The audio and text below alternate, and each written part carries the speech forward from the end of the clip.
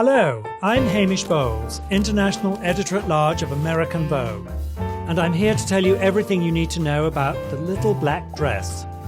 Whoever said orange is the new black obviously never owned one of these. A versatile fashion staple, marked by its above-ankle length, the little black dress, or the LBD, is nearly synonymous with the cocktail dress. Everyone who's anyone, from Princess Diana in Christina Stambolian to Billy Porter in Christian Siriano, knows the power the black dress holds. But it was Coco Chanel who first gave the LBD its high fashion debut. In 1926, a sketch of Chanel's calf-length black crêpe de chine dress made its way to the pages of American Vogue. Referred to as Chanel's Ford after the ubiquitous Model T of the same era, the dress was described as the frock that all the world will wear. Undoubtedly, Chanel's dress was revolutionary. The drop waist and straight-line silhouette offered women a new sense of mobility and liberation, on par with the more visible, vocal, and newly enfranchised modern woman. Some people speculated that Coco's use of black was a defiant response to the uniform she was forced to wear in her childhood at an orphanage. But regardless, for revenge or otherwise, black quickly transformed from a colour associated with widows and religious figures to one donned by movie stars and socialites alike. Let's fast forward to the prosperous 50s. After the 1947 New Look put an international spotlight on French designer Christian Dior, he shortened his dress length from the ankles to just below the knees.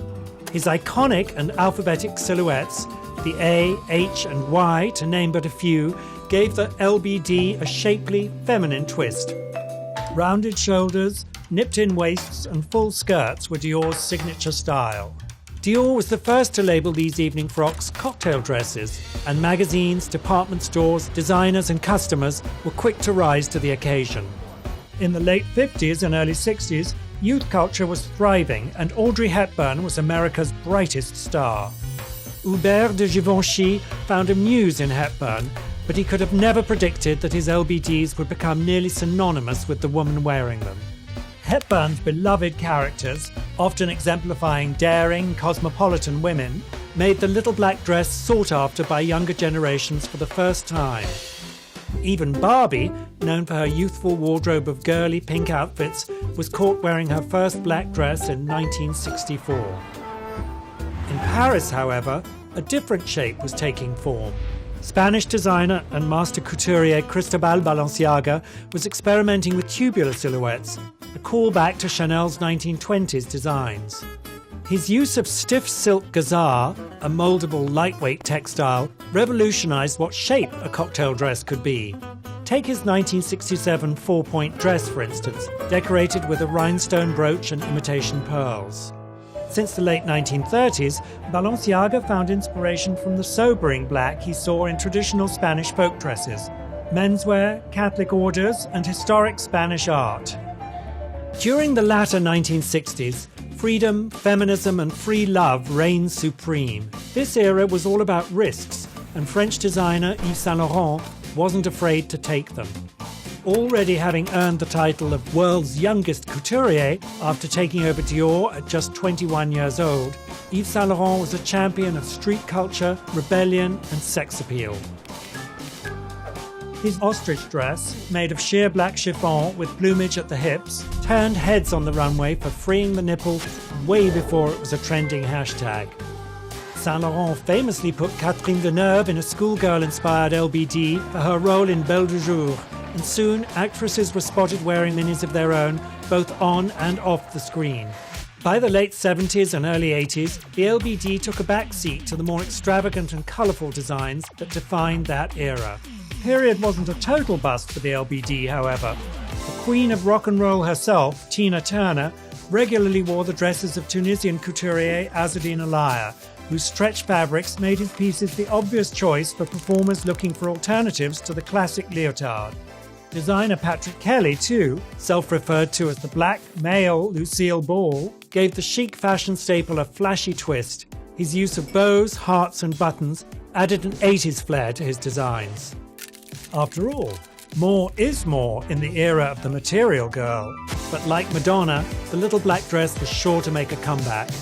In 1985, for her debut collection, Donna Karan introduced the concept of 7 easy pieces that helped you assemble your very own little black dress.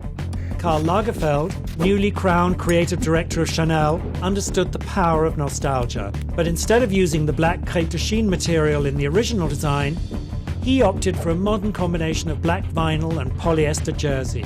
Helmut Lang's collections similarly featured raw, stripped-down pieces. His dress, featured in this 1989 issue of Vogue, was described as fitting like a second skin. And of course, all eyes were on the it girls of the 90s. Whether they were your favourite TV characters, the world's biggest supermodels, or a member of the British royal family, black dresses became the obvious way to wear the minimalist fashion revolution. That brings us to the 21st century. With 80 plus years behind them, designers were looking for even more ways to reinvent the little black wheel. One thing has always been certain though. Sex sells, and these designers knew it.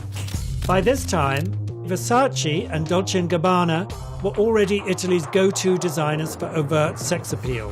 Dolce & Gabbana's Sicilian widow-inspired LBDs were given a twist of Italian femininity with the use of lingerie, black lace and roses.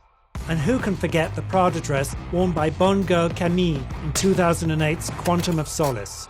The mid to late 2000s were all about cutouts.